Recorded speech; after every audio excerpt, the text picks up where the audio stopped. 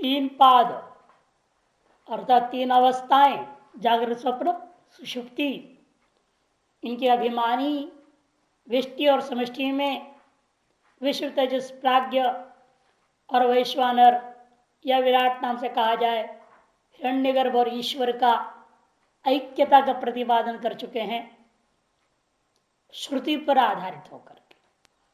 लेकिन सीधा तुरीय में नहीं जा रहे हैं, क्योंकि अंतिम में तीसरे पाद का व्यष्टि समष्टि की ऐक्यता के करने के बाद में उस तीसरे पाद में क्या कहते हैं? एष सर्वेश्वर एष सर्वज्ञ एष अंतर्यामी एष योनि सर्वस्य प्रवाप्य ही भूतानाम। ये जो मंत्र में कह देने के बाद संशय हो जाता है, क्या यह जीव उस ईश्वर से अभिन्न है? क्या यह सर्वेश्वर है? यही सर्वेशान है, सर्वाधिपति है, सर्व का योनि है, समस्त के प्रलय और उत्पत्ति और प्रलय का अधिष्ठान है। किसी को कहो तुम ही ईश्वर हो, तुम ही ये सब हो, तो कौन मानेगा? इसीलिए तुरीय में जाने से पहले ये पहचाना जरूरी है।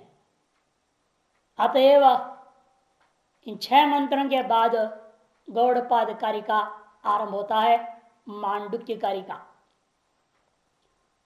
स्वयं अवतरण का आपने लिख रहे हैं गौड़पाद आचार्य जी। अत्रैते श्लोका भवन्ति, अत्र एते श्लोका भवन्ति। अत्र मने सीधा साधा अर्थ आप जानते ही हैं। अत्र मने अस्मिन, इस विषय में सीधा सीधा अर्थ लिया जाता है। यानी यहां हम लोग दूसरी व्युत्पत्ति भी करते, अत्र इस विषय में। ऐसे कैसे कह सकते हैं? कोई मंगलाचरण नहीं, कुछ नहीं, मंगलवाचक शब्द के बिना कैसे हो जाएगा?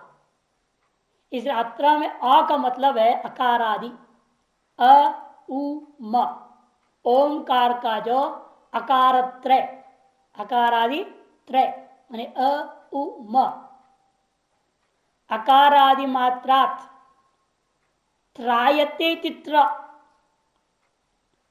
अ उ म, इन 3 मात्रा और मात्राओं से बोधित 3 अवस्थाएं, उनके अभिमानी और उनसे प्राप्त होने वाला फल, यह लोक परलोक आदि, उस सारी चीजों से जो रक्षा करता है, त्रायति रक्षति, यह तद अत्र, वो है अत्र। कौन है वो? ब्रह्म। कौन सा ब्रह्म है भी? सगुण ब्रह्म। क्योंकि तीनों मात्राओं में क्या है?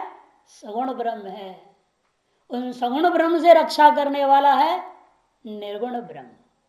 इसलिए अत्र हो गया निर्गुण ब्रह्म। जो रक्षा करता है वह निर्गुण ब्रह्म है। जो रक्षित हो जाता है किससे? इन सगुण ब्रह्म से रक्षित हो जाता है। ऐसा जो वह निर्गुण ब्रह्म है, उस विषय में एते श्लोका भवन्ति, उस निर्गुण के विषय में और निर्गुण को समझाने के लिए पहले सगुण को समझाने हेतु जो आया हुआ 6 मंत्र है, उन 6 मंत्रों के ऊपर एते श्लोका कारिका, ये जो कारिकाएं हैं यह आरंभ होती हैं। भाष्यकार जितना लिख रहे हैं अत्र मन एतस्मिन् यथोक्ते अर्थे, एतस्मिन् यह जो यथोक्ते अर्थे विश्व तेजस प्राज्ञ वैश्वानर हिरण्यगर्भीश्वर अवम मात्रा से वही तो अभिधान अभेद अभेद करता हुआ जो कहा हुआ है विश्व समष्टि का भेद, आध्यात्मिक और आदि दैविक का भेद जो है, उस विषय में अर्थ है, पदार्थ है। एते श्लोका एते कारिका भवंती, ये कारिकाएं हैं, समझो।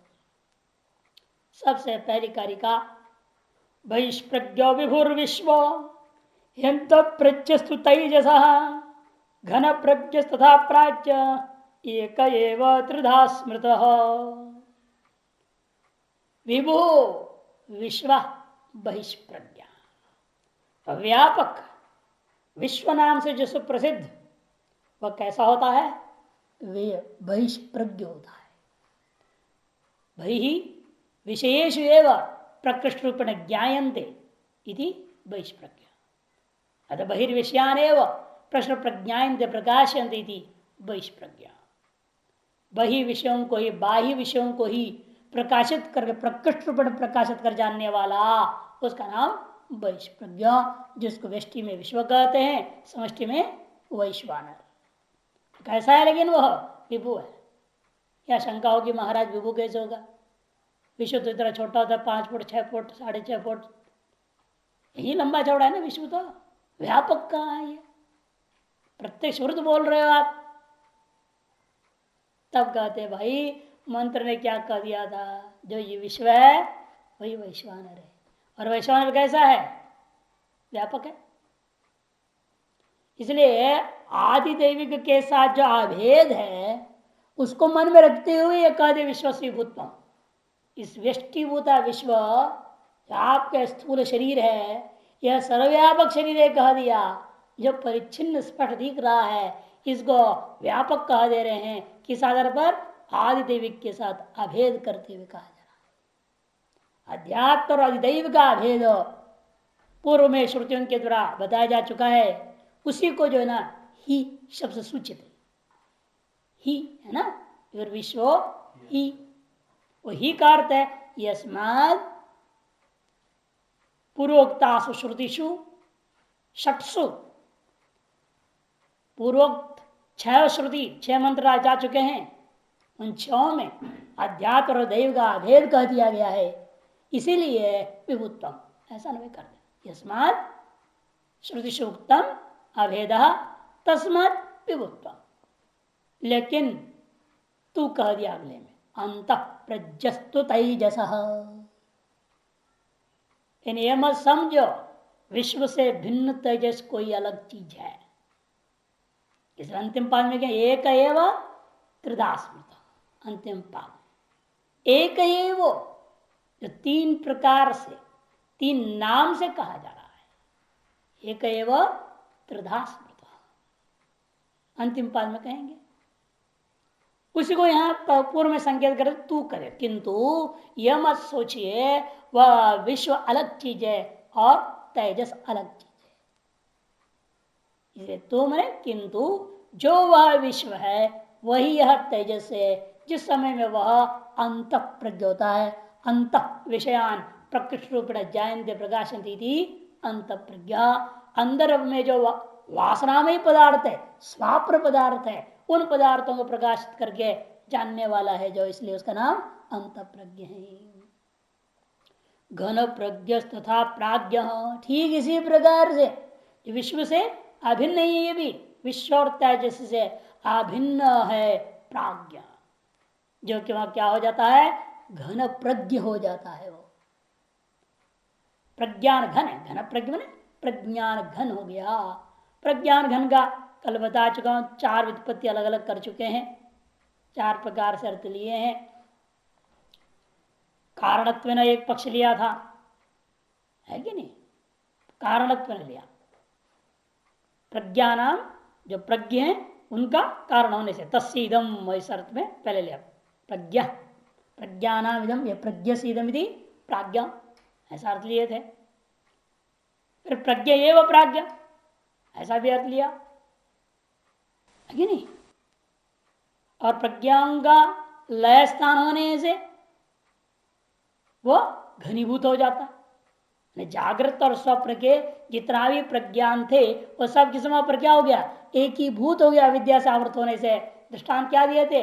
जैसे अंधकार से छा दिया, दिन में दिखाई दिया वस्तु भी रात में आपके कमरे में विद्यमान होने पर भी नहीं दिखाई देता। क्यों? चीज तो वही पड़े हैं, इन अंधकार से छा दिया, ढक दिया गया। उसी प्रकार अविद्या से ढका होने से आपके जागृत और स्वप्न के समस्त प्रज्ञान क्या हो गया? एक ही भूतत्व के घनीभूतत्व के समान होकर के अनुभव में नहीं आता, इसे उसका नाम प्रज्ञान घन है। यह भी अर्थ लिए थे। अथवा अंत में कह दिया इन सब का अधिष्ठान स्वयं प्रज्ञान स्वरूप है, वो अतएव प्राज्ञ है। एक तीनों अवस्थाओं में विद्यमान वह एक ही है। त्रिधा स्मृतः, 3 प्रकार से अलग अलग नामों से अवस्थाओं का अभिमान को देखते हुए नाम अलग अलग हो जाता है, व्यक्ति एक है। जैसे घर में जो व्यक्ति एक ही है कि नहीं, इन बेडरूम में है वो, है ना, जहां पर वो सोते हैं शयन कक्ष में, और क्या है वो, पत्नी के लिए वो पति है। और जब बच्चों के कमरे में जाएगा, बच्चों के लिए तो पति नहीं है, तो पिताजी है। जब ऑफिस रूम में बैठ गया कार्यस्थल में, तो क्या हो गया, ऑफिसर है, बाबू साहब है। एक ही है, तीन अलग अलग कमरे में जाने से अलग अलग अवस्थाओं में अलग अलग संज्ञाओं से पुकारा जा रहा है। उसी पर आप एक ही हैं, जो जागृत में आप ही हैं, आप ही स्वप्न में हैं, आप ही जो है सुषुप्ति में है। आप ही का तीन अलग अलग नाम हो जाता है। भाष्यकार कहते देखिए, बहिष्प्रज्ञ पर्यायेण त्रिस्थानत्वात् सोहम स्मृत्या प्रसन्नाच स्थानत्रय व्यतिरिक्तत्वम एकत्वम शुद्धत्वम असंगत्वं च सिद्धमिति अभिप्रायः। इस कारिका का अभिप्राय शब्दार्थ तो सब स्पष्ट होने से नहीं बोल रहे हैं, सीधे अभिप्राय दे रहे हैं। पर्यायेण त्रिस्थानत्वात्, पर्याय मैंने क्रम से, पहले एक स्थान में था, फिर वहां से दूसरे में गया, दूसरे से तीसरे में गया, कि एक कालावच्छेदी न तीनों ही के तीनों एक जगह पर नहीं हो सकते। वो एक अलग चीज आगे बताएंगे, जागृत जागृत, जागृत स्वप्न, जागृत सुषुप्ति, प्रत्येक अवस्था में तीन अवस्थाएं, जागृत में जागृत, जागृत में स्वप्न, जागृत में सुषुप्ति भी है। इधर स्वप्न जागृत, स्वप्न स्वप्न, स्वप्न सुषुप्ति, सुषुप्ति में जागृत वगैरह नहीं, सुषुप्त सदा सुषुप्ति ही है, उसमें तीन नहीं होता। जागृत और स्वप्न में तीनों भी आप अनुभव कर पाते हैं। किस प्रकार से अगला कार्यक्रम में आएगा। पर्यायण में क्रम से जा रहा है, वो तीन स्थान वाला होने से वह एक ही मानना पड़ेगा, जो अलग अलग स्थानों में जाने आने वाला। इतना ही नहीं, सर्वानुभव सिद्ध क्या है, सोहम इति स्मृत्या, वही मैं हूं, जिसने जागृत में था वही मैं स्वप्न को देखा, फिर उसके बाद मैं वही सोया था, अब मैं वही जग गया हूं, कोई दूसरा दूसरा हूं ऐसा नहीं बोलता कोई, वही मैं हूं ऐसा व्यवहार होता है। जिससे लेकिन शंका इसलिए ये सब भाष्कर कर रहे हैं कि कोई आत्मा का जैसे स्वभाव है, स्वरूप है, चैतन्य, उस आत्मा का अवस्था भी स्वरूप कोटि में ले लो, आत्मा की ये सारी अवस्थाएं मान लो। तब कहते नहीं नहीं, आत्मा की अवस्था नहीं हो सकता, क्योंकि पर्यायण तीन अलग अलग स्थानों में जा रहा है। ध्यान दिया, यदि आत्म चैतन्य स्वाभाविक स्थान न तरी तत्व देव तम विचरित मरती, यदि ऐसा होता तो व्यभिचार नहीं होना चाहिए ना। जो जिसका स्वभाव है, अग्नि की स्वभाव उष्णता है, तो अग्नि उस स्वभाव का भी व्यभिचरित नहीं होता। यदि आत्मा का स्वभाव है, आत्मा का स्वरूप कोटि में है यह अवस्था त्रय, फिर तो उसका व्यभिचार नहीं होना चाहिए। फिर व्यभिचार होता है, जागृत में तो सुषुप्त में नहीं है आप, सुषुप्त में तो जागृत में नहीं है आप, कोई एक ही में रहते हैं, स्थान त्रय का व्यभिचार दिख रहा है। इसलिए कहते हैं एक तो स्वयं स्मृत्या प्रसन्नाच स्थान त्रय व्यतिरिक्तत्वम एकत्वम, और स्थान त्रय से इसलिए भिन्न एक वस्तु मानना पड़ेगा उसको। क्रमाक्रम के द्वारा वो आता जाता है, इस तीन स्थानों से अतिरिक्त ही मानना पड़ेगा इसको, स्थान त्रय से व्यतिरिक्त मानना पड़ेगा इसको। स्मृति यह सुप्त सोहम जागर्मी, जो पहले मैं सोया था वही मैं अब जगा हूं, ऐसा व्यवहार स्मृति भी देखने को मिल रहा है। अतः एकत्व में जो स्मृति हो रही है, जैसे घटादि में स्वयं घट, स्वयं घट वही यह घट है, वही घट है जिसे कल मैं पानी लाया था, उसी घट से मैं आज भी लाया हूं, तो एकत्व ना ज्ञान हो जाता है। तद्वत सोहम जिस व्यवहार आप कर लेते हो, यो हम पूर्व निशायाम सुप्ता स्वम इदानी मध्य प्रातः जागर्मी, इस प्रकार जो अनुभव हो रहा है वह एकत्व को निश्चय कर देता है। अतएव सिद्ध भी हो गया, उन अवस्थाओं में जो अशुद्धियां थी राग द्वेषादि से आप बिल्कुल संबद्ध नहीं है।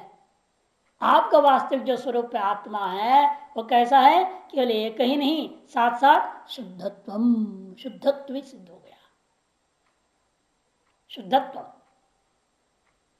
धर्माधर्म राग द्वेष आदि मल का अवस्था त्रय का जो धर्म है वो आपका धर्म नहीं, वो तो क्षेत्र का धर्म है।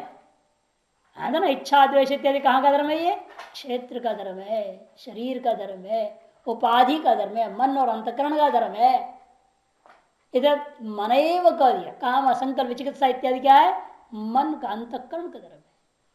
इसलिए अवस्था त्रय जो आप अनुभव कर रहे हैं, राग द्वेष सुख दुख आदि, ये सब उपाधिभूत क्षेत्र का धर्म है, आपका धर्म नहीं है। अथवा आप कैसे हैं? आप इन सब से अलग, इन धर्मों से असंबद्ध, अत्यंत शुद्ध, शुद्धत्व और असंगत्व सिद्धम, और असंगता भी सिद्ध हो गया। आप असंग है, संग जो है भ्रम है, और संग में यदि आसक्ति हो गई तो विनाश ही होगा। संग में आसक्ति हो जाए तो विनाश ही होगा। अतएव संग को मिथ्या मानो, और उसमें आसक्ति को, मैंने संग में आसक्ति, वो आसक्ति को त्यागना चाहिए। इसमें दृष्टांत बड़ा सुंदर दिया जाता है। मूषक वर्षाभूत दृष्टांत है। चूहा और मेढक, एक बार दोनों की मित्रता हो गई। मेढक ने कहा, महाराज आप क्या कर रहे हैं? आप तो बड़ा तेजी से भाग जाते हो, मैं तो कूद कूद के आता हूँ, तब तक तो कहाँ से कहाँ चले जाते हो आप कैसे मित्र हैं? थोड़ा साथ साथ चलने की कोशिश कीजिए, है ना। हम कैसे साथ में चल पाएंगे? भाई हमारे स्वभाव धर भागने की चूहे का, और तुम कूद कूद के आते रहो आराम से। तब वह कहते नहीं, हम दोनों ऐसे मित्र हैं अनन्य, इसीलिए इतनी आसक्ति हो गई ना आपस में, इतना प्यार हो गया, इतनी आसक्ति हो गई, एक दूसरे के बिना नहीं रह सकते थे। तो निर्णय लिया साथ कैसे चला जाए फिर। तो चूहे ने निर्णय लिया, ठीक है ऐसा करता हूं, मैं अपने पूंछ से आपका पैर से बांध देते हैं, एक दूसरे से बंध जाएंगे। अब साथ में चलना पड़ेगा, भाग नहीं सकेंगे ना, नहीं मैं भाग पाऊंगा ना आप कूद पाएंगे, दोनों पैदल ही चलेंगे आराम से। तो चलते रहे जिंदगी कट रहा था। कटते कटते क्या हुआ, बीच में जो है एक बार कोई चील या ऐसे कोई चीज दिखाई दी भयंकर। तो मेढक डर गया। मेढक ने सोचे तो आगे हमको खा जाएगा, तो क्या करें? तो सोचे पानी में डूब जाते हैं, छिप जाएंगे। अब वो कूद गया पानी में। जब पानी में कूद बंधा हुआ था ना वो चूहा भी पैर से, वो भी साथ में चला गया। और चिल्ला रहे, अरे क्या कर रहे हो? तो हम तो पानी में डूब रहे हैं, मर जाएंगे मर जाएंगे मर जाएंगे। तो तुम मर जा भले, हम तो जिंदा बच जाएंगे। माना ही नहीं मेढक, पानी के अंदर अंदर घुस रहा बार बार, और बेचारा चूहा मर गया। तो मर गया तो तैरने लगा, वो पैर से बंधा हुआ था मेढक, वो भी साथ में लटका है, लेकिन वो पानी के अंदर, चूहा पानी के ऊपर तैर रहा है। अब वो चील ने मरा वो चूहे को देख करके उठा लिया, तो वे जो साथ में मेढक भी चला गया। अब उसका डबल भंडारा हो गया। चूहा भी खाने को मिल गया, मेढक भी खाने को। ये संग दोष, आसक्ति का दोष है। इसलिए कहते हैं इन शरीर से जागृत, स्वप्न, सुषुप्ति, किसी भी अवस्था में आपको आसक्ति नहीं होनी चाहिए। यदि इसके साथ अपने दोस्ती किया तो ये तो मरने वाले हैं, ये शरीर तो मरेगा, जागृत स्वप्न सुषुप्ति सारी विनाशी अवस्थाएं हैं, उनके साथ संग करने वाला हमारा भी विनाश ही हो जाएगा। इनसे बंध जाएंगे हम, इनसे आसक्त हो जाएंगे तो उसके साथ अपरा विनाश हो जाएगा, पुनरपि जन्म पुनरपि मरण में फंस जाएंगे। इसीलिए अपने विवेक से काम करना चाहिए कि वे क्या है, अपने आप का असंग हो यम पुरुष, वृदारण को परिषद कहता है। कैसे हम पुरुष असंग है, इन शरीर त्रय से भी असंबद्ध है, बाकी दुनिया से क्या संबंध रह गया? जब अपने ही स्थूल सूक्ष्म कारण शरीर से हम अलग है, संबंध नहीं रह गया। अब बाकी जितने भी सगे संबंधी है तो शरीर को लेकर के ना, आपके इस शरीर के कारण से आपका कोई पति है, पत्नी है, भाई है, बहन है, बेटा है, बेटी है, सारा रिश्तेदारी बनती है। जब आप इस शरीर से अलग हो गए फिर कौन सा आपकी रिश्तेदारी रह गया? उस स्वरूप को ध्यान रख करके असंग हो यम पुरुष जो सिद्धम प्राय, ये सारी बातों को एक श्लोक के द्वारा इन्होंने कह दिया है। एक एव त्रिदा स्मृतंत्यम पास स्पष्ट कर दिया। फिर वो एक ही तो तीनों अवस्था में कैसे जा रहा है आ रहा है? कहते दृष्टांत समझा रहे, महामत्स्य दृष्टांत श्रुदय है।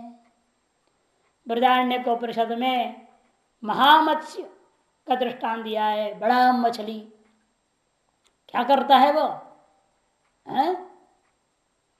नदी का इस तट से उस तट, उस तट से इस तट आ रहा है, न उस तट के प्रति संबंध है, न इस तट का संबंध है, न बीच का संबंध है, उसको किसी भी तट से कोई संबंध नहीं है, आर पार होते रहता है और अपना कार्य जो कर्मफल भोग भोग रहा है वहां। महान नादेन स्रोतसा अप्रकंपित गतिर अति बलियांस्तिमि उभे कूले नद्या संचरण क्रम संचरणात् ताभ्याम मतिरिच्छते। महान नदी के स्रोत में के माध्यम से या स्रोत से किसी प्रकार से प्रभावित न होते हुए महान बलवान मछली क्या करता है, उस धारा को काट के आर पार हो जाता है। इस तट से उस तट, उस तट से इस तो संचरण क्रम संचरणात्, क्रम से कभी इधर कभी उधर है, इसका मतलब क्या, ना इस तट का ना उस तट का है, न बीच का है। इधर से कभी यहाँ कभी वहां कभी बीच में, इसका मतलब ना आप यहाँ के ना वहां के ना बीच के, अर्थात न जागृत के न सुषुप्त के न स्वप्न के, तीनों से आप अलग है। इधर से मत्स्य दृष्टांत के द्वारा भी वहां समझाया गया है। न चासो क्वचित विसज्जते, किसी भी तट में या मध्य स्रोत में जिस प्रकार वह आसक्त नहीं होता उस प्रकार से यह भी आसक्त नहीं होता है, समझो। अन्य दृष्टांत और भी दिया, शेन का सुपर्णोवा नवसी परिपतन क्वचित भी प्रतिहन्यते न प्रतिहन्यते। शेन पक्षी है या कोई अन्य पक्षी है, आकाश में उड़ते हुए कभी भी किसी प्रकार की ईश्वर संग आदि को प्राप्त करके भी अपना गति में हनन नहीं होता।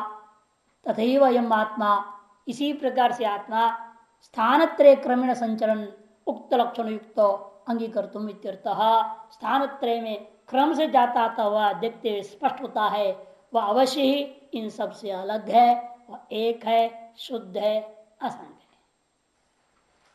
और आप कहते ठीक है, विश्व तेजस और प्राज्ञ स्थान त्रय क्रमशः संचरण करता हुआ यह उन सब से अलग एकमेव द्वितीय आत्मा है, ब्रह्म है, वह शुद्ध है, असंग इत्यादि आपने बताया।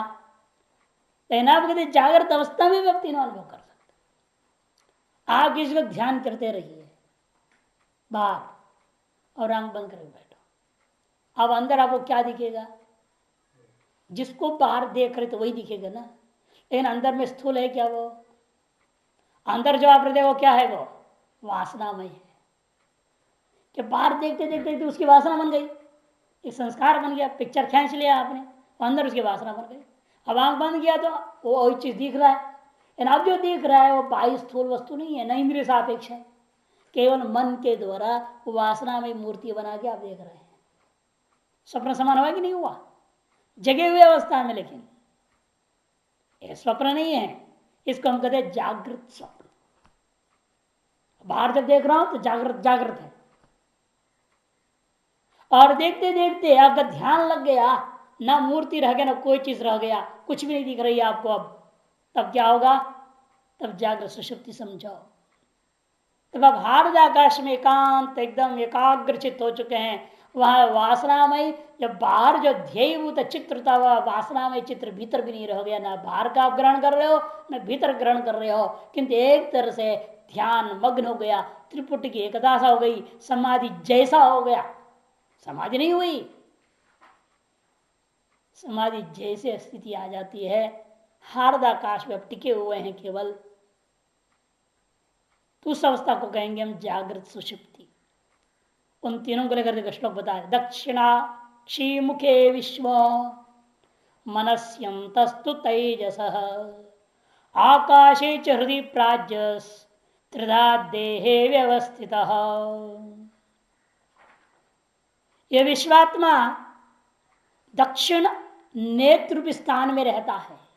दक्षिण दाहिने आंग रूपी स्थान में आप जो शरीर का अभिमान करने वाला विश्व नाम का जो है, आप जो समष्टि में आप वैश्वानर हैं, व्यष्टि में आप विश्व हैं, वह कहाँ रहता है, दाहिने आंख मुख्य है आपका, यही आप रहते हैं। इसलिए जब भी आदमी का ज्यादातर आंख खराब होता है तो पहले बाई खराब होती है, बाद में जाना होता है कि दाहिना इधर जल्दी खराब नहीं, क्योंकि सबसे ज्यादा आपका अभिमान उसी में है, उसी में आप रहते हैं, उसमें चेतनता प्रधान है, उसके माध्यम से वृत्ति प्रदान होता है, सारा सामर्थ्य सब मुख्य हो जाता है। और बाएं में वैसे भी आम स्वभाव है, दाहिने में शक्ति ज्यादा है, बाएं में उतनी नहीं होती। प्रयोग कर निर्भय ना, प्रयोग ज्यादा हो रहा है इसमें, इसमें ज्यादा ताकत आ जाता है। और प्रयोग नहीं हुई तो उसमें ताकत जल्दी खराब भी हो जाता है। इसी वजह से हमने विचित्र परीक्षण देखो व्यवहार में अनुभव किया जाता है इसी प्रकार से। जब ब्लड चेकअप करा था ना, तो खाली पेट में हमने दाहिने हाथ से कराया 6 महीने लगातार, दाहिने हाथ से खाली पेट का, और भोजन के बाद का बाएं हाथ से। फिर उसके बाद से बाएं हाथ से खाली पेट का लिया और दाहिने हाथ से भोजन के बाद का लिया, बहुत फर्क दिखा। हमेशा बाएं हाथ का इसमें शुगर ज्यादा होता है बाएं साइड में, दाहिने साइड में शुगर कम होता है। ये विचित्रता देखिए। कारण क्या है? कारण यही हो सकता है कि बाएं क्षेत्र में खून का प्रवाह ही कम है। भले बाएं क्षेत्र में हृदय है, लेकिन यह इतना से क्रियाशील न होने के कारण से खून की जो प्रवाह है न्यून हो जाता है। इसलिए इसमें शुगर का अंश ज्यादा रह जाता है, ग्लूकोज ज्यादा रह गया, निकलता है ना। जितनी ज्यादा दौड़ेगा उतनी सफाई होगी, उतना बाहर निकल जाएगी लक्षण का के द्वारा, दवाई निकालती रहेगी उस चीज को, तो यह कम रहेगा। लेकिन दाहिने में कम, बाएं में ज्यादा, ये विलक्षणता देखा। डॉक्टर क्यों नहीं कहते है डॉक्टर क्यों इन चीजों पर कौन एक्सपेरिमेंट कर रहा है, कौन ध्यान दे रहा है? उनने बस जहां से आपने दे दिया ले लिया, आपने जहां बोल इतना इतना है, उन्हें थोड़ी ध्यान दे रहे हैं कि दाहिने का है कि बाएं का है कि कहाँ का लेने पर कितना आ रहा है, कैसे आ रहा है। हमें सब नोट कर ले ना, आप डॉक्टर से चर्चा करो। उनको बुलाया हमें इसलिए, बोले 1 से 4 तरह के अंदर आने वाले हैं, मैं उनको बताऊंगा सारी बातें। ये आप लोग क्यों एक्सपेरिमेंट नहीं करते, ध्यान नहीं देते? इसे निर्भर होता है शुगर के तय करने के पीछे इनके वास्तव में डायबिटीज कितनी है, निर्णय लेने के पीछे आपका मुख्य दाहिने हाथ होना चाहिए, बाएं हाथ नहीं। लेकिन दवाई की मात्रा बढ़ाना घटाना बाएं हाथ पर ध्यान देना पड़ेगा, कि बाएं क्षेत्र की खून यदि नॉर्मल है तो समझो दाहिने में नॉर्मल रहेगा ही। यदि बाएं हाथ से निकाला हुआ खून में शुगर ज्यादा है और दाहिने में नॉर्मल भी दिख रहा होगा तो भी समझना भी डायबिटीज ठीक नहीं है। ये विचित्रता है। एक ही बार दोनों को चेक करे तो आएगा ही, क्यों नहीं आएगा? एक ही बार तो देते ही नहीं, लेते भी नहीं कोई भी, लेकिन निश्चित रूप से आएगा। इसी एक्सपेरिमेंट से तय हो गया वो चीज, विलक्षणता है ना। तो वो चीज अध्ययन करने में मालूम होता है। तो शरीर को आप दृष्टा बन के देखो, नहीं वहां गया आप बोल हाँ दे दिया हो गया काम, रिपोर्ट आ गया। अरे आपने भी अक्ल लगाओ थोड़ी। परीक्षा लोकान कर्मचितान, है ना, कर्मचित शरीर है, इसका परीक्षा करके देखो हर तरीके से, तब इससे आसक्ति भी दूर होती जाएगी। समझ में आ गई ये क्या चीज है, कैसे होता है, क्यों अधिकतर लोगों को बाएं तरफ लकवा पहले लगता है, ये भी समझ में आती है। इसका कारण समझ में अपने आप ग्रहण हो जाएगा। इसलिए कहते हैं यहाँ कि आप जो विश्व जो स्थूल शरीर का अभिमानी हो, आप कहाँ मुख्य रूप में रहते हो? दाहिने आंख में। और आप जब तेजस नाम से हो जाते हो स्वप्नाभिमानी होकर के, तब आप मन में रहते हो। और जो सुषुप्ति में होते हो तब हृदय आकाश में आप रहते हैं। तेजस नाम वाले आप मन के भीतर रहते हैं और प्राज्ञ नाम वाले आप हृदय आकाश में रहते हैं। त्रिधा देह, इस प्रकार तीनों ही विश्व तेजस प्राज्ञ की उपलब्धि जो स्थान है, इस प्रकार एक ही आत्मा त्रिधा देह व्यवस्थित है। एक ही आत्मा शरीर में 3 रूप से व्यवस्थित है। इस शरीर के अंदर ही 3 अलग अलग भागों में विभक्त होकर के रहता है। एक मकान के अंदर की 3 कमरे के समान है ये, आंख मन हृदय। आंख आपका ऑफिस रूम है, जागृत में ना, बाहर सबसे मिलने जुलने का काम हो रहा है यहाँ। और मन आपके अपने बच्चों का कमरा है, जहां से अपने ही संस्कारों को लेकर खेल रहे हो। और सुषुप्ति आपका बेडरूम है, आपका शयन कक्ष है जहां पर आप जाके सो जाते हैं। तो हृदय शयन कक्ष, मन अपना खेलकूद का कक्ष है, बालकों के साथ व्यवहार करने का कक्ष है, और आंग का आपके बाह्य सकल व्यवहार का कक्ष है। जागृत अवस्थायाम एवं, भाष्यकार कहते हैं जागृत अवस्थायाम एवं, देखो जागृत के अंदर ही तीनों देख सकते हैं आप। विश्वादि नाम त्रयाणाम अनुभव प्रश्नार्थो अयम श्लोक, विश्वादि तीनों के अनुभव को दिखाने के लिए ही यह श्लोक आरंभ हुआ है। इसे जागृत जागृत जब हो रहे हैं आप, तब आप कहाँ हैं? दाहिने आंख में हैं। और जागृत स्वप्न जब चल रहा है तब मन में ही है आप, और सुषुप्त भी जब आप हैं तो आपने हृदय स्थान पे पहुंच गए। दक्षिणाक्षी, दक्षिणम अक्षी एव मुखम, मुख्यम प्राधान्येन तस्मिन् दृष्टा स्थूलानाम विश्व अनुभूयते। दाहिने आंख दक्षिणम अक्षीएव मुखम, दक्षिण दाहिने आंख ही है, मुख हो, अर्थात प्रधान रूप से। ये नहीं कि इसका आप जब जगे हुए हैं तो दाहिने आंख में रहेंगे, इधर उधर कहीं नहीं रहेंगे क्या?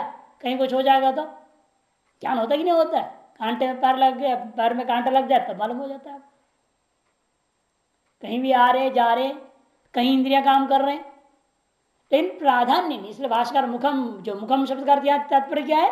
प्राधान्य न, प्राधान्य रूप से प्रधानता से जो है आप दाहिने अंक में रहते हैं। स्थूला नाम दृष्टा, स्थूल विषयों का आप दृष्टा बनते हैं, बहिर्मुख रहते हैं। कहने का मतलब विश्व अनुभूत है, तब विश्व नाम का यह व्यक्ति स्थूल वस्तुओं का दृष्टा बन के अनुभव करता है। इंदो वै नाम ऐश योयम दक्षिण अक्षन पुरुष यदि श्रुत है, इस अन्य श्रुति उपस्थित कर रहे हैं बृहदारण्यक उपनिषद 4:2:2। इंदोह वै नाम एश, वह यह जो दाहिने आंख में जो रहता है पुरुष, उसका नाम क्या है? इंदह, इंद्र नाम है उसका। इंद्र इसे नाम पड़ा क्योंकि तेज, तेज वाला है वो, इसी वजह से। हम स्पष्ट करते हैं तस्याम अवस्थायाम, मैंने जागृत अवस्था में एक ही शरीर में त्रयाणानुभव, तीनों का अनुभव होता है।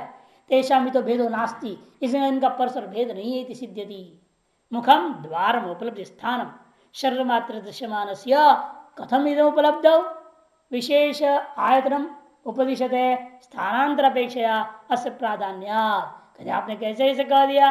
पूरा शरीर में तो दौड़ते रहते हैं हम, सारा इंद्रियों के साथ व्यवहार हो रहा है, 10 इंद्रियों के साथ जागृत में, तब कहते प्राधान्य रूपेण ऐसा माना जाता है। अनुभूयते, अनुभव किया जाता है। ध्यान निष्ठैरिति शेषा, निगमानंद परमहंस हुए, उड़ीसा, बंगाल, असम, उस क्षेत्र बहुत प्रसिद्ध है। उनका आप कभी फोटो देखिए, जब वो बैठते थे आंख खुले रहते, समाधि में रहते थे, और हमेशा यूं थोड़ा सर थोड़ा टेढ़ा और दाहिने आंख में उनकी दृष्टि रहती थी, और उसी में समाधिस्थ हो जाते थे। ऐसी विलक्षण स्थिति। और वो करते थे ध्यान कहाँ? दाहिने आंख में ध्यान रखिए। ये जो मंत्र के आधार पर आदित्य मंडल पुरुष को, जो आदित्य मंडल में पुरुष है वही यह दाहिने आंख में पुरुष है, जो ये दाहिने आंख में पुरुष है वही मैं या हृदय में विद्यमान पुरुष हो। ऐसे तीनों को अभेद चिंतन करते करते समाधि में पहुंच जाते। वो यहां कह रही है ध्यान निष्ठा रीति, अनधिकार अनुभव तभी होती है, नहीं तो अनुभव नहीं आएगा। तो थ्योरी पढ़ लिया, दाहिने आंख में रहते हैं, लेकिन अनुभव में तब आ गए जब इस प्रकार से आप उपासना पूर्वक आदि देवी का आध्यात्म के साथ पहले दाहिने आंख में, फिर उसके बाद हृदय, जब मन में गए हृदय में अभेद करके जब अनुभव करेंगे तब मालूम होगा कि वास्तव में ये चीज कैसा है। बृहदारण्यक सूत्र के उदाहरण करने के बाद कहते हैं आत्मनो यथोक्त गुणवत्वेपि दृष्टुश्चाक्षुषस्य किम आयातम इत्याशंक्य। तब भाष्यकार कहते देखो, इंधो दीप्ति गुणो वैश्वानर आदित्यांतर्गतो वैराज आत्मा चक्षुषी च दृष्टा एक। देखिए इंद्र क्या है? दीप्त गुण वाला है, बड़ा तेजस्वी गुणों वाला है। कौन है वो? वही समष्टि का अभिमानी वैश्वानर है। कहाँ रहता है वो वैश्वानर? आदित्यांतर्गत। वो भी देखो, यदि वैश्वानर कौन है? पूरा विराट शरीर, विशाल संसार ही वही है, लेकिन वह भी कोई एक जो विशेष रूप में रहता है, तो कहाँ रहता है? आदित्य अंतर्गत। वह आत्मा, विराट आत्मा है वो, जो अधिदैव में विराट आत्मा है, वैश्वानर नाम से कहा जाता है, दीप्त गुण वाला है, आदित्य के भीतर में रहता है। वही आपके अध्यात्म में आप हैं। कहाँ है आप? चक्षुषी च दृष्टा एक, चक्षु में विद्यमान जो दृष्टा, आप दोनों के दोनों एक हैं। अध्यात्म और देव के एकत्व को दो बार यहां स्थापित कर दिया। आंगिक इसको स्पष्ट कर देखो। हिरण्यगर्भ सूक्ष्म प्रपंचाभिमानी सूर्यमंडलांतर्गत सूक्ष्म समष्टि देहो लिंगात्मा चक्षु गोलकानुगत इंद्रियानुग्राहक संसारणो अर्थांतरम।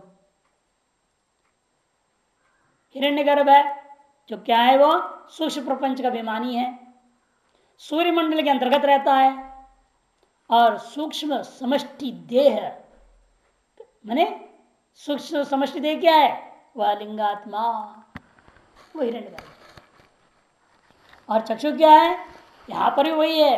कैसा है? लेकिन चक्षु हो गोलकानुगत इंद्रिय अनुग्रह का, इस चक्षु रूपी गोलक के अंदर विद्यमान इंद्रिय जो है आपका चक्षुर इंद्रिय, उसकी अनुग्राहक है। संसारिणो अर्थांतरम, जो संसारिक दृष्टिकोण में एक भिन्न वस्तु के समान है, लेकिन वास्तव में वो अभिन्न है। विराट आत्मा भी इसी प्रकार से, विराट आत्मा भी समझना, स्थूल प्रपंचाभिमानी सूर्यमंडलात्मक समष्टि देह, स्थूल प्रपंच का अभिमानी है, सूर्यमंडल का विशेष रूप में मान करता रहने वाला समष्टि देह वाला है। और चक्षुर गोलक द्वनुग्राहक, और वो क्या है? वो ये दो चक्षु का इन दोनों गोलकों का अनुग्राहक है। गोलक का अनुग्राहक अलग देवता है, और गोलकांतर्वर्ती इंद्रिय का अनुग्राहक देवता अलग है। इन गोलकों के अनुग्राहक देवता विराट आत्मा, उसमें अंदर मेरे इंद्रिय का जो है अनुग्राहक देवता हिरण्यगर्भ। ये अलग अलग है। इस प्रत्येक इंद्रिय का समझना है आपने। इंद्रियों के गोलक का अनुग्रह के अभिमानी देवता अलग होता है, इंद्रिय के अनुग्रह को अभिमानी देवता अलग होता है। कि गोलक क्या है? स्थूल है, इंद्रिय क्या है? सूक्ष्म है। स्थूल का अभिमानी स्थूल देवता, और सूक्ष्म का अभिमानी सूक्ष्म ही होगा।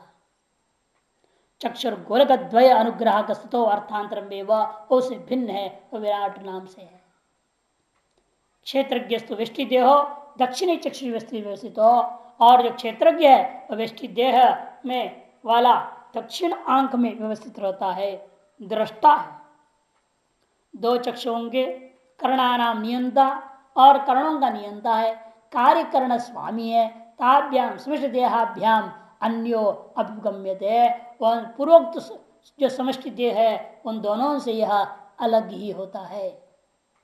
इस प्रकार तदेव समष्टि वेष्टित्वेन व्यवस्थित जीव भेदाद उक्तम एकत्वम अयुक्तम। इस तरह से समष्टि वेष्टि के दृष्टिकोण से व्यवस्थित हो जाए जीव और ईश्वर का भेद, इसलिए इनमें एकत्व जो आप कह रहे हो यह अनुचित है। यदि ऐसा कोई शंका करे तब जवाब है काल्पनिको जीव भेदो वास्तव इति विकल्प्य भगवान भाष्यकार जवाब देना चाहते हैं। आप जो कह रहे हो वह क्षेत्रज्ञ और ईश्वर भिन्न भिन्न है, वह भेद कल्पित है या वास्तविक, इसके आधार पर जवाब देंगे। पहला पूर्व पक्ष पंक्ति देखिए अभी, इसलिए तो भूमिका हो गया पूर्व पक्ष की आनंदगिरी में। अब पूर्व पक्ष में जाइए भाष्य में। ननो अन्यो हिरण्यगर्भा क्षेत्रज्ञो दक्षिणे अक्षिणी अक्ष्णोर्नियंता द्रष्टाच अन्यो देह स्वामी। कहते हिरण्यगर्भ अलग है, क्षेत्रज्ञ अलग है। हिरण्यगर्भ दाहिने आंख, दक्षिणे अक्षिणी अक्ष्णोर्नियंता, दोनों अंगों का नियमन करने वाला होकर के दाहिने अंग में रहने वाला अंकों का अभिमानी, अंकों का नियंता, अंकों का अनुग्राहक देवता अलग है और क्षेत्रज्ञ जीव अलग है। दृष्टा च अन्यो देह स्वामी, और जो क्षेत्र के कौन है, ये दृष्टा है, इस देह का स्वामी यह अलग है। अन्वय थोड़ा देखो, ऐसे लिख दिया ना, हिरण्यगर्भ का अन्वय होगा दक्षिणी अक्षिणी अक्षोर नियंता तक, फिर क्षेत्रज्ञ का अन्वय दृष्टा च अन्यो देह स्वामी इसके साथ। हिरण्यगर्भ क्या है, वो दाहिने अंक में रहने वाला, अंकों का नियमन करने वाला है। और क्षेत्र कौन है, वह इस व्यवहार में जो दृष्टा श्रोता मनता वगैरह बना हुआ है, देह का स्वामी है। दोनों भिन्न भिन्न है, तो इन दोनों की एकता आप कैसे कह सकते हो, इति चेतन, ऐसे आशंका न करो। वह काल्पनिक भेद है, वहां वास्तविक भेद नहीं है। स्वतः भेद अनुभववाद, भास्कर जवाब दे रहे हैं, स्वतः वास्तव में क्या है, भेद है ही नहीं। एको देव सर्वभूतेषु गूढ़ श्रुते है। प्रमाण क्या है, कहते श्रुति प्रमाण श्वेता श्रोत्रोपनिषद छठा अध्याय 11वां मंत्र में कहा, एको देव सर्वभूतेषु गूढ़, एक ही वह देव है जो सकल भूतों में छिपा हुआ के समान है। सर्वेषु भूते समष्टित्वेन विष्टित्वेन जा, वही समष्टि है, वही व्यष्टि है, सब रूपेण वही समावृत होकर बैठा हुआ है, ऐसा सुनने को मिलता है। इसलिए वस्तुता कोई भेद ही नहीं है, ये बात समझनी चाहिए। और श्रुति ही नहीं, स्मृति भी कह रही है गीता, क्षेत्रज्ञापि माम विद्धि सर्व क्षेत्रेषु भारत, 13वां अध्याय दूसरे श्लोक में कहा, सकल क्षेत्रों में, व्यष्टि हो समष्टि हो, सकल क्षेत्रों में जो क्षेत्रज्ञ हैं, अलग अलग जैसा जो प्रतीत हो रहा है, वास्तव वह मैं हूं, निर्गुण ब्रह्म एक ही हूं, ऐसे कह दिया। वहीं पर गीता में 13वें अध्याय में ही 16वें श्लोक में करे, अविभक्तंच भूतेशो विभक्तम विवच स्थितम, कहते वास्तव में सकल भूतों में मैं अविभक्त एकमेव द्वितीय हूं, लेकिन भ्रमवशात भ्रांति के कारण से लोगों को विभक्त के समान दिखाई दे रहा हूं, अनेक जीव के समान दिखाई दे रहा हूं। वास्तव में अनेक जीव भी नहीं है, मैं ही सब जगह हूं, और जब मैं एक हूं तो जीव अनेक कैसे हो सकता है। वह उपाधि की वजह से अनेकत्व दिखता है। जैसे सूर्य एक ही है, वही सकल घड़ा में विद्यमान पानियों में दिखाई दे रहा है, तो अनेक सूर्य के समान जो प्रतीति है वह भ्रांति होती है। वास्तव में उपाधि की वजह से अनेकत्व की प्रतीति हो रही है, नहीं तो वास्तव में बिंबभूता सूर्य एकमेव द्वितीय था, तथा यहाँ पर भी समझनी चाहिए। सर्वेषु कर्णेषु अविशेष भी, वापस लौटते हैं, फिर आपने दाहिना क्यों कह दिया, यद्यपि सकल कर्णों में अविशेष रूप से है, सर्वेषु कर्णेषु अविशेष दक्षिणाक्षिणी उपलब्धि पाटव दर्शनाथ, दाहिने आंख में उसकी उपलब्धि जो अनुभूति पाटव दर्शनाथ अत्यंत स्पष्टतया प्रतीत होता हुआ देखने को मिलता है। पटुता या तात्पर्य स्पष्टता में, अत्यंत स्पष्ट दिखा हमें अनुभव में आता है कि दाहिने आंख में, अतएव विशेष जो निर्देश है दाहिने आंख में कोई गलत नहीं है। यदि सर्वेंद्रियों में है, वो सर्वेंद्रियों के अंदर है, सर्वेंद्रियों का व्यापन कर रहा है, सर्वेंद्रियों का नियंत्रण कर रहा है, उसके बावजूद भी दाहिने आंख में उसकी विशेष और अत्यंत स्पष्ट उपलब्धि के कारण से एक कह दिया गया है, दक्षिणाक्ष मुखे विश्व, तत्र विशेष निर्देशो विश्वस्य, इसलिए उस दाहिने आंक में इस विश्व का विशेष रूपेण निर्देश दिया गया है। ठीक है, देह भेद और देश भेद से विश्व का अनुभव होता है, फिर भी जागृत में तेजस का अनुभव कैसे होगा, जागृत में भी तेजस कैसे हो जाएगा। इधर मान ले चलो पूरे होता हुआ प्रधान रूपेण आंख में रहता है जागृत में विश्व, लेकिन जागृत में तेजस्वी रहता है। आपने कहा ना जागृत में तीनों घटाना आप चाह रहे हैं, जागृत में तेजस का अनुभव कैसे होएगा। तो उसने बताया था ना अभी अभी, जिसको बाहर देख रहे हो आंख बंद कर लो, वही चीज अंदर दिख रहा है, तो वासना में चित्र देख रहे हो। अब उस समय स्वप्न है क्या, वह स्वप्न नहीं है, जगह हुए बैठे हैं आप। उसको कहते हैं जागृत स्वप्न। उस समय तेजस आत्मा आप बन गए, अविश्वास में नहीं, क्यों आप शरीर का ध्यान नहीं है आपको, अब वो चित्र देख रहे हैं अंदर में, वासना में चित्र के साथ ध्यान कर रहे हैं, तादात्म्य हो रहे हैं, तो उस समय आप कहाँ हैं, इस स्थूल शरीर में नहीं है, यहां बैठे हुए हैं, फिर भी आपका अभिमान उस समय उस मन मात्र में सीमित है, तो आप तेजस है। जागृत अवस्था में भी आप तेजस का अनुभव कर रहे हैं, उसको उठा रहे हैं। दक्षिणाक्षी गतो रूपम दृष्टवा निमीलिताक्षस तदेव स्मरण मनसी अंत स्वप्न इव तदेव वासना रूपाभिव्यक्तम पश्यति। आगे ना स्पष्ट, दक्षिणाक्षिगतो रूपम, दाहिने आंग के माध्यम से जिस रूप को आपने देखा था, यह जिस सुगंध को सूंघा था, उसको अंदर में आप अनुभव कर सकते ना, बाद में वासनामयी सुगंध, रूप रस गंध स्पर्श सारी चीजें आप वासनामयी कल्पना कर सकते हैं।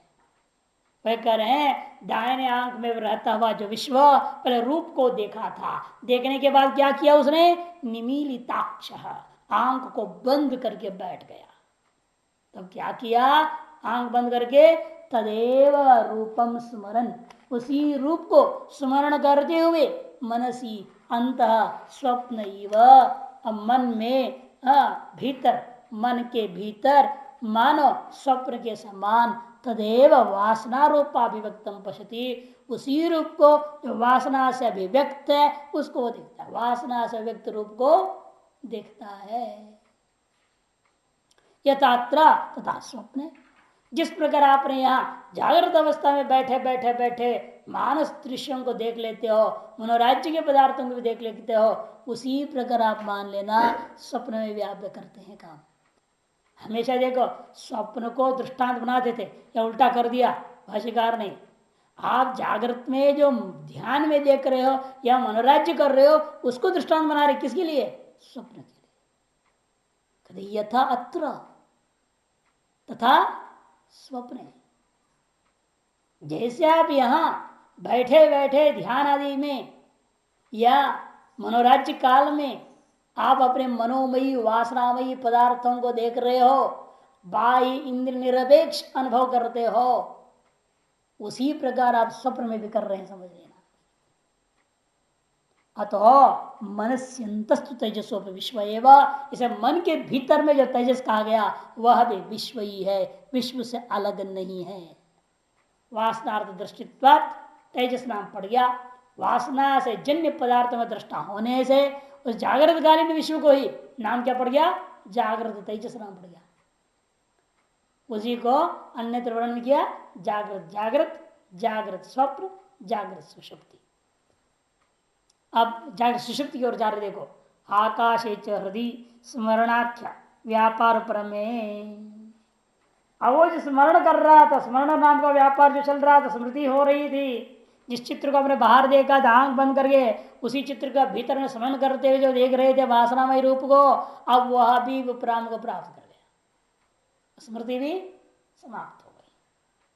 स्मरणाख्य व्यापार उपरमेय, उसको भ्रमण कहाँ जाएंगे आप, हृदयाकाश में चले गए, या तो फिर बाहर आ जाएंगे दोबारा, या भीतर जाएंगे, दो में एक होना है उस अवस्था से। और आप बाहर नहीं आए मान लो, तब कहाँ जाओगे, एक ही जगह रह गए आपके पास भीतर जाने का, आप हृदय आकाश में पहुंच गए,